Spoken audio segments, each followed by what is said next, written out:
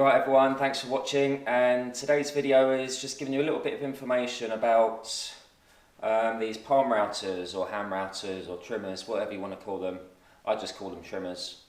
We've got an old version here and we've got the newer version here.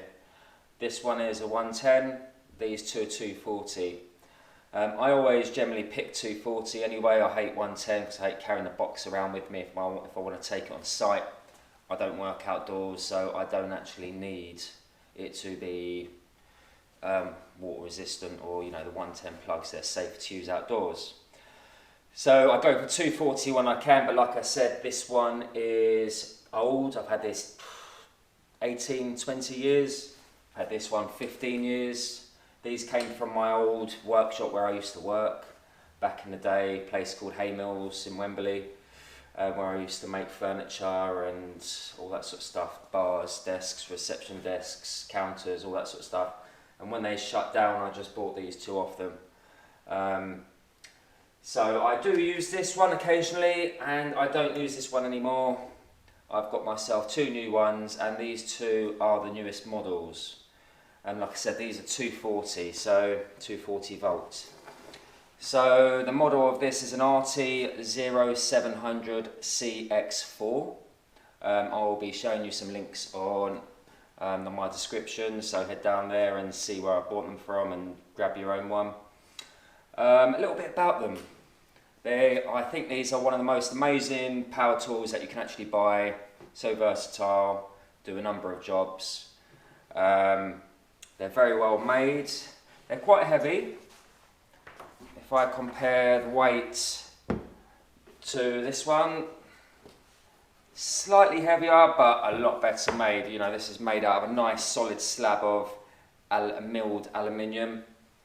It fits in your hand nicely. You've got a nice little switch,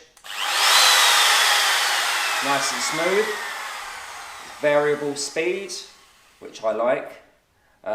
Generally only have it on top speed, to be fair, but you may need to just turn that speed down for certain jobs, whereas this one isn't. If I turn this one on for you, 110 transformer, a bit annoying, get the transformer buzzing away. Let me turn this one on. So it's a lot louder. It doesn't have the variable speed. It doesn't have the lock for the spindles, so when you're changing the tool you need two sets of spanners to take those cutters out. They're both 1/4 inch, so they take all these smaller version cutters. They don't take the 1/2 inch, obviously. This is 1/2 inch, so this is a big heavy duty router. Does work still, it's absolutely fine, but it's a bit old now, and things move on. You stop using tools. You stop using machines and you go on to the new machines, don't you? When new ones come out, these are just such a pleasure to use. Alright, so the model number for this, if you want to know, it's the 3707FC. You'll see how old this is, got to be 20 years old. Amazing how they're still going though. And like I said, this is the RT0700CX4. You can get 110 versions of these, but I actually prefer the 240, like I said. They do come with other accessories, so if you're just running your piece or your router or your hand router up against a surface and you just want to take a little rebate out, for example, with a flute cutter, these little fences are perfect.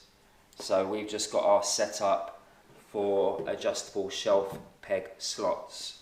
So if you imagine this is a shelf, we put these little slots in the edges so they sit on the pins. Right, so build quality is fantastic. If you go for Makita have been around for years and years and years. They're very well trusted, they're a great brand.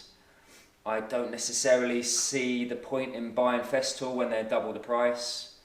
These are just as good.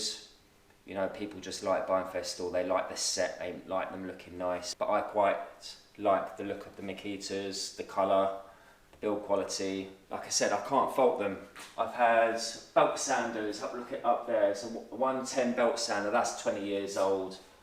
I've got a Makita router, I've got drills, even this tiny little pistol drill, that's Makita, that's got to be 15 years old, just goes and goes and goes. I don't even change the brushes and they just keep going. But anyway, so more about these machines. So this one is 1/2 inch, these are 1/4 inch. This one has a more powerful motor, so this is near enough a 2000 watt motor, so this will chew through anything. Bigger cutters, so let me just give you a little glimpse. So if you're doing big rebates, or you want to put an isovlo moulding on it, or a chamfer, something big, then you want to use the 1/2 inch. These little ones, they're 1/4 inch, but they're for doing sort of like hobby work and smaller pieces, not taking out lots of meat out of a piece of timber or out of a piece of MDF, because you know these only have a certain amount of power. They've got plenty of power, but not to take massive chunks or amount of materials out of a certain piece of wood, especially hardwoods or softwoods. So like I mentioned before, this one is set up for adjustable shelf peg slots for your shelves. So if I just give you a little test run.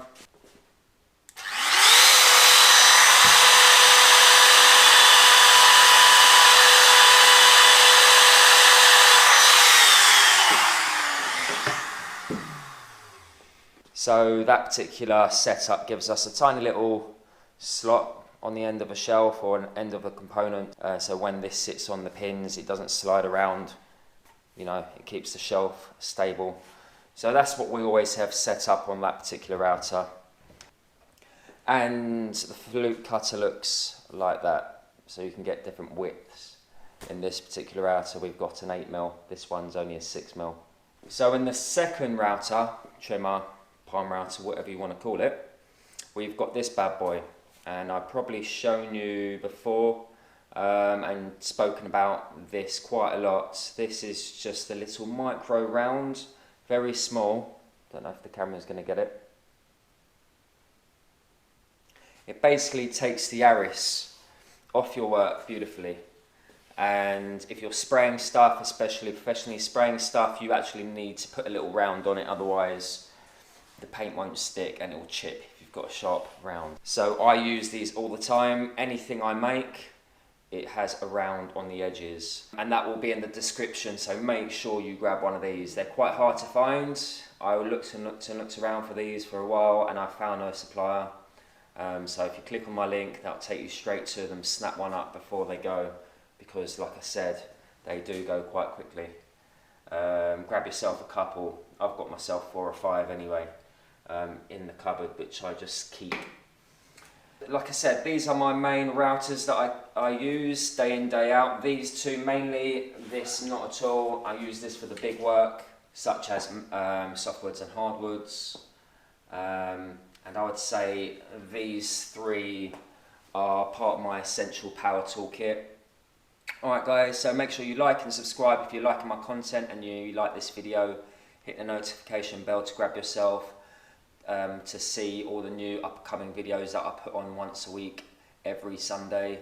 But other than that, it was great to see you, and see you in the next video. Ciao for now, over and out.